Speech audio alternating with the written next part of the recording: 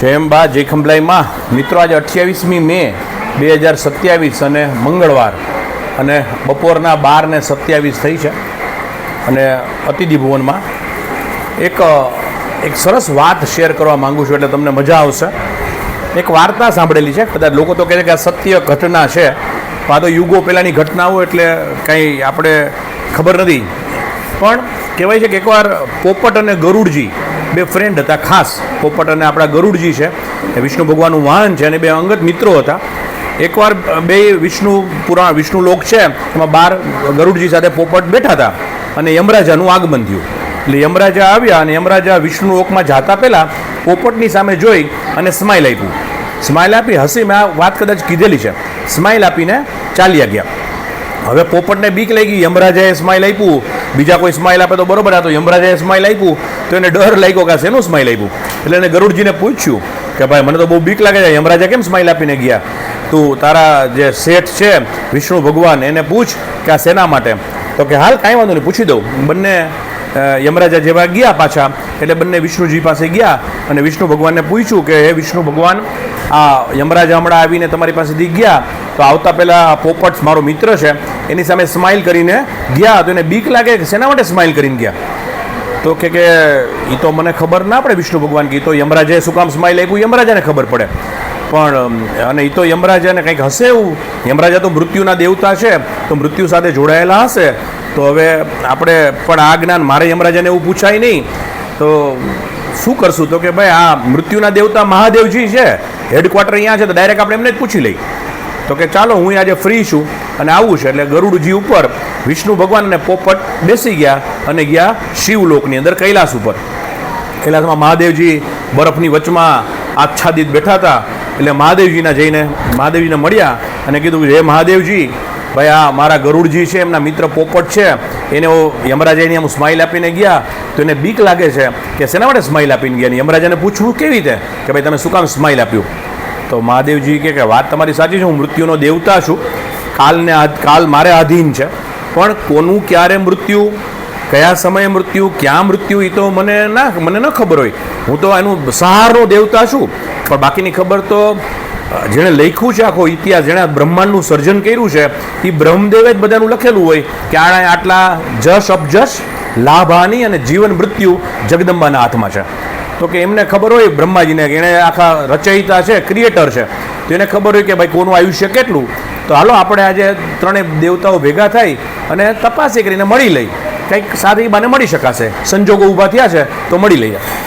એટલે મહાદેવજી પણ સાથે સવાર થઈ ગયા અને ત્રણેય લોક વિષ્ણુ ભગવાન, મહાદેવજી, ગરુડજી અને પોપટ આવ્યા બ્રહ્મલોકની અંદર. બ્રહ્મલોકમાં બ્રહ્માજી, મા ભગવતી સરસ્વતી બેઠા હતા અને વિષ્ણુ ભગવાને રજૂઆત કરી, ભાઈ અમારા વાહન ગરુડજી છે, એમનો મિત્ર પોપટ છે અને હમણાં વિષ્ણુ લોકમાં યમરાજા આવ્યા હતા સવારે, તેની સામે સ્માઇલ આપીને હાસ્ય આપીને ગયા છે, તો આ ક્યારનો મૂંઝાય છે, તો એનું કારણ શું હોઈ શકે? શેના માટે સ્માઇલ આપ્યું હોય? તો બ્રહ્માજી કે સાચી વાત છે, હું ક્રિએટર છું, મેં જ આ જગતની રચના કરી, બ્રહ્મનું અંડ એટલે બ્રહ્માંડ, યુનિવર્સ, તો બ્રહ્માજી મેં જ સર્જન કરેલું છે, મેં જ નિયતિ ગોઠવેલી છે, હું જ વિધાતા છું માની લ્યો. પણ જે ડિપાર્ટમેન્ટ જેને સોંપેલું હોય એ ડિપાર્ટમેન્ટની મને ખબર પડે નહીં, એટલે આપણે બધાએ યમરાજા પાસે જ પૂછવું પડે. યમરાજાને અથવા એમના જે અકાઉન્ટન્ટ છે ચિત્રગુપ્ત, એને પૂછીએ તો કંઈ ખબર પડે. અને ચાલો મને હવે કુતૂહલ થયું છે કે યમરાજા શું કામ એને સ્માઇલ આપીને ગયા, તો આપણે બધાય યમલોકમાં જઈએ. એટલે બ્રહ્માજી પણ સાથે બેસી ગયા અને બ્રહ્માજી, મહેશ એટલે મહાદેવજી, વિષ્ણુ ભગવાન, ગરુડ અને પોપટ એ બધા ગયા યમલોકની અંદર. અને ચિત્રગુપ્તજી આગળ બેઠા હતા અને એમને પૂછ્યું કે ભાઈ આ યમરાજા હમણાં આવીને મારા પોપટ સમૂહ સ્માઇલ આપીને વયા ગયા, ક્યારનો પોપટ ભૂખ્યો તરસ્યો, પાણી નથી પીતો, જમતો નથી, બીક લાગે છે ને, કે યમરાજાએ સ્માઇલ શેના માટે આપ્યું?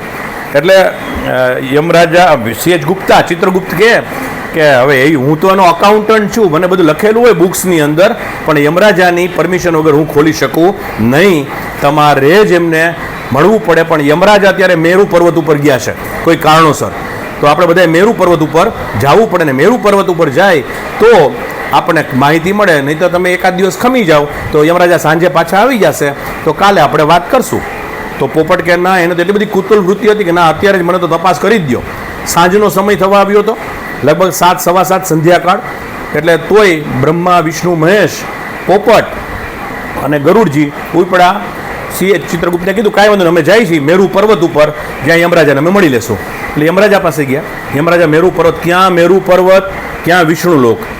તો ત્યાં પહોંચ્યા તો યમરાજા બેઠા હતા અને બધા ગયા. યમરાજા તો ઊભા થઈ ગયા, બ્રહ્મા, વિષ્ણુ, મહેશ એક સાથે એમના યમલોક અહીંયા મેરુ પર્વત ઉપર. એટલે એને બહુ નવીનતા લાગી અને ખડખડા રસવા માંડ્યા. એટલે પછી ભગવાને પૂછ્યું, પોપટ ગરુડજીએ પૂછ્યું કે હે યમરાજા, મારો પરમ મિત્ર છે અને એની આવી તમે સવારે આવ્યા હતા વિષ્ણુ લોકમાં અને સ્માઇલ આપીને ચાલ્યા ગયા, તો બિચારો સવારથી ચિંતા તૂર છે, ખાધું પીધું નથી અને ઉદાસ છે કે શા માટે યમરાજા મારી સામે હસીને ગયા. ત્યારે યમરાજાએ કીધું કે આ પોપટનું મૃત્યુ મેરુ પર્વત ઉપર જ્યારે બ્રહ્મા, વિષ્ણુ, મહેશ, ખુદ ગરુડજી સ્વયં મારી પાસે આવે એક ક્ષણે એનું મૃત્યુ લખેલું હતું. તો સવારે મને વિચાર આવ્યો કે આ ત્રિદેવ, આ જગદંબા આદિશક્તિ, એની કેવી માયાજાળ હશે, એનું કેવું આખી ગણતરી હશે, કેલ્ક્યુલેશન હશે, એનું મેથ્સ કેવું હશે કે હજારો કરોડો યોજન દૂર જે વિષ્ણુ લોક છે ત્યાંથી કોઈ દિવસ ત્રિદેવ ભેગા ના થાય. બ્રહ્મા, વિષ્ણુ, મહેશ ગરુડજી ઉપર સવાર થઈ મેરુ પર્વત ઉપર યમરાજ પાસે આવે ત્યારે પોપટનું મૃત્યુ છે. તો સવારે મને વિચાર આવ્યો કે આ પોપટ અહીંથી પહોંચી જ શકે, ઉડી શકે તો ઉડી ન શકે, મેરુ પર્વત ઉપર આવશે કેવી રીતે? તો પોપટે પોતે જ પોતાના મૃત્યુનું કારણ બની ગરુડ ઉપર સવાર થઈ બ્રહ્મા, વિષ્ણુ, મહેશને ભેગા કરી યમરાજા પાસે ગયો અને આ પોપટનું ધ્યાન અવસાન થયું. આ એક વાર્તા છે કે સાચી ઘટના છે આપણને ખબર નથી. આપણે નાના હતા ત્યારે પંચતંત્રની વાર્તાઓ સાંભળતા, બકોર પટેલની વાર્તાઓ સાંભળતા. આપણી બધાયની માં, આપણા બધાયની માં, જન્મ દેનારી માં, મારી માં સુશીલાબા, આપણા બધાયની માં એક એન્સાઇક્લોપીડિયા હતી, આપણને ઘણું બધું જ્ઞાન આપતી. એ માની માં એટલે જગદંબા ખંભલાઈ માં, જગત જનની, જેણે આખું બ્રહ્માંડનું સર્જન કર્યું. કાલ રાતની એક વાત કરું છું. આજે 28મી મે છે, ગઈકાલે 27મી મે હતી, મંગળવાર હતી. ગઈકાલે સોમવાર હતો, સોરી, આજે મંગળવાર છે. તો 2 દિવસથી એક બગલો, હવે ધ્યાનથી સાંભળજો આખી ઘટના, વાર્તા કેવા પાછળનું તાત્પર્ય. છેલ્લા 2 દિવસથી એક બગલો સફેદ કલરનો થોડો ઘવાયેલો હતો, ઇન્જર્ડ હતો અને આપણા અતિથિ ભવનમાં આવી ગયો હતો. બગલો, એક મોટું બધું પક્ષી, અને આવડો મોટો બગલો સફેદ કલરનો અને એકદમ શાંત, પણ આપણા અતિથિ ભવનમાં આવી ગયો હતો. હવે બિલાડી કેવું કંઈક એને મારી નાખે એટલે ભયથી આપણે એને ક્યાંય જવા દેતા નહોતા. 2 દિવસથી આપણે એની કેર કરતા હતા. એને રસોડામાં ખૂણામાં એક જગ્યાએ રાખી મૂક્યો હતો. એને ગરમ પાણી કે ભાતનું ઓસામણ ભાવે તેવું બધું આપણે એને જમાડતા હતા. ગઈકાલે રાત્રે 10:30 વાગે મને એવો વિચાર આવ્યો અચાનક જ કે ભાઈ અહીંયા છે, રાત્રે આપણે સૂઈ જશું, બિલાડીયાને મારી નાખે. એ રસોડામાંથી બહાર આવીને આપણે જ્યાં હાથ ધોઈએ છીએ બધા અતિથિ ભવનમાં, ત્યાં પાણીની નીચે કદાચ એને ગરમી લાગતી હશે, પણ એવું નહોતું. એને આપણે પાણી આપેલું હતું, બધું હતું અને તંદુરસ્ત હતો. ખાલી એની પાંખને કંઈક અસર થઈ હતી એટલે એ ઉડી નહોતો શકતો. તો તંદુરસ્ત, આપણે મોઢું ફેરવે, આવું બધું ફેરવે, પણ એની ચાંચ બહુ તીક્ષ્ણ હોય, આવડી મોટી, એટલે એને બીક લાગે આપણને. પણ છતાંય રાત્રે 10:30 વાગે એમ થયું કે ભાઈ આ તો બગલો પક્ષી, પાણીનું પક્ષી છે, એને જળ નજીક જોઈ. તો કીધું કે આપણે તળાવ મંદિરે એને બહાર તળાવની અંદર મૂકી દઈએ તો એ ધીમે ધીમે માછલીને એનો ખોરાક છે અને અહીંયા એ બચી જાય. અહીં તો અહીંયા એને ગરમી અથવા અહીં એને કાંઈ તંદુરસ્ત હતો, હાથ કશું જ નહોતું એનું, આંખ ચકડ વકડ થાય બધું. અને અજયને અને હાર્દિક કરીને છોકરો આપણા અતિથિ ભવનમાં છે, બેને બાઇક ઉપર મોકલ્યા. ભાઈઓ ધ્યાનથી સાંભળજો, સંપૂર્ણ તંદુરસ્ત, હલનચલન કરે, મોઢું અહીંથી એ રસ્તામાં હવા રાત્રે આવતી હતી તો બાઇક ઉપર અતિથિ ભવનથી તળાવ મંદિરે પહોંચ્યા. તળાવ મંદિરની રોડ ક્રોસ કરીને અંદર ગયા.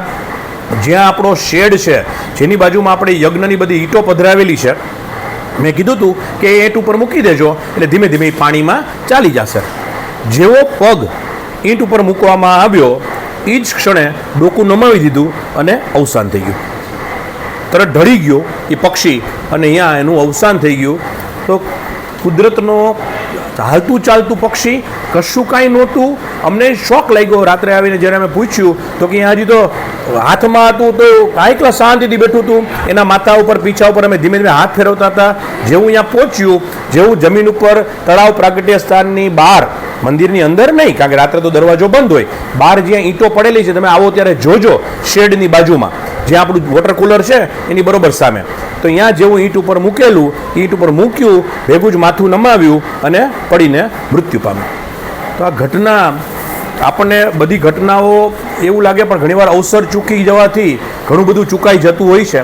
એટલે અત્યારે સુવર્ણ કળશનું કામ થઈ રહ્યું છે. 153 અતિ ભાગ્યશાળી પુણ્યશાળી યજમાનશીઓ છે જેના નામ 153 સુવર્ણ કળશમાં છે. બધાને લગભગ આ પત્ર, આ કંકોત્રી નથી, કંકોત્રી તો હજી ડિસેમ્બરમાં મળશે. આ પત્ર છે. કળશના દાતાઓને ખાસ વિનંતી છે કે તમારે જે નામ કળશની પાછળ લખાવવું હશે એ જ આવશે. આ તો અત્યારે આપણે જે નામ લખાવેલા હતા એ નામથી આપણે આમાં લેટર લખેલો છે. આ માત્ર પત્ર છે, કંકોત્રી નથી, એટલે ચિંતા નહીં કરતા. અને આ પત્ર બધા લગભગ મળવા માંડ્યો હશે ગુજરાતની અંદર. વાંચજો, દિલથી વાંચજો, રેસિપ્રોકેટ કરજો.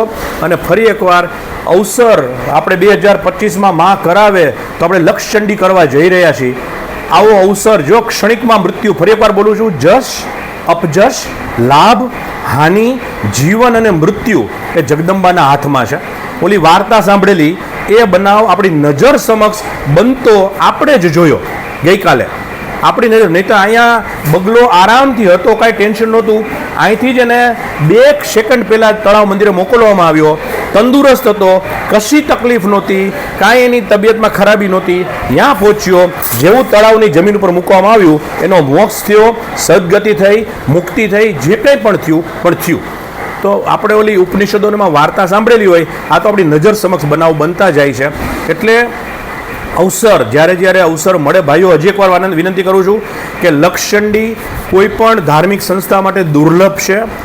1 લાખ ચંડીપાઠ પાઠાત્મક અને 11,111થી વધારે હોમાત્મક. અને એમાં આપણે જે કરાવડાવવું છે એમાં મોટેથી બોલાવીને 1 લાખ ચંડીપાઠ કરાવડાવવા છે. આ બધા દુર્લભ છે. એટલે માતાજીને બધાએ પ્રાર્થના કરજો કે આપણે લક્ષચંડીમાં ભાગ લેવો પણ દુર્લભ છે, તો આપણે કરી શકીએ. અને આ ડિસેમ્બર 2024ની અંદર શ્રી સુવર્ણ કળશ, શ્રી રૂરુ ભૈરવ દાદા પ્રાણ પ્રતિષ્ઠા, શ્રી મહાશક્તિ સહસ્ત્રચંડી ભૈરવ યજ્ઞ. તો એના કળશની જે પ્રક્રિયા ચાલુ છે એમાં પહેલું સેશન હતું કે આપણે સુવર્ણને ભેગું કરવું. બીજું કામ હતું એ સુવર્ણમાંથી આપણે એના વરખ બનાવવા. તો વરખની આવી છેલ્લી પ્રક્રિયા થવા જઈ રહી છે. હું તમને એ રૂમમાં લઈ જાઉં છું. આજે છેલ્લો દિવસ છે કે જ્યારે જયપુરના કારીગરો બધા જ સુવર્ણ વરખ ઘડાઈ ગયા છે, કમ્પ્લીટ થઈ ગયા છે, ટીપાઈને. સાયન્સની કોઈ ચર્ચા નથી કરતો, માત્ર ધર્મ ધર્મ ધર્મ. તો એવા સુવર્ણ વરખ જે આજીવન યુગો સુધી સુવર્ણ કળશના સ્વરૂપમાં નિજ ધામ જ્યાં ખંભલાઈમાં સ્વયં બિરાજે છે, આપણે હસું કે નહીં હોય, આપણા નામનો એક સુવર્ણ કળશ માના નિજ મંદિરના શિખર ઉપર આજીવન અંકિત રહેશે.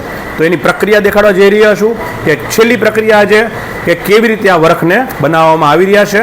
આવો, પધારો. જય ખંભલાઈમાં. તમને દેખાડે, કેમેરો મોટો કરીને લાવ.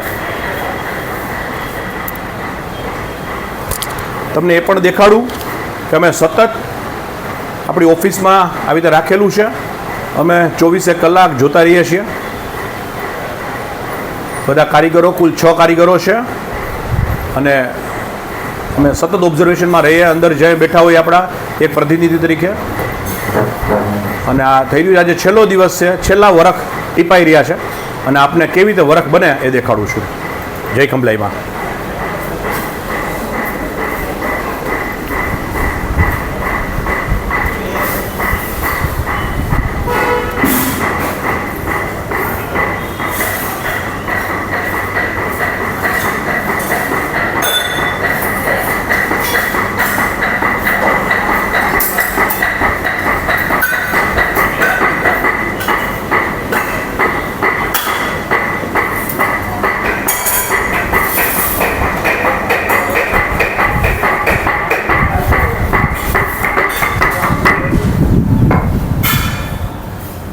બધા કારીગરો માટે એકવાર જોરદાર તાલી.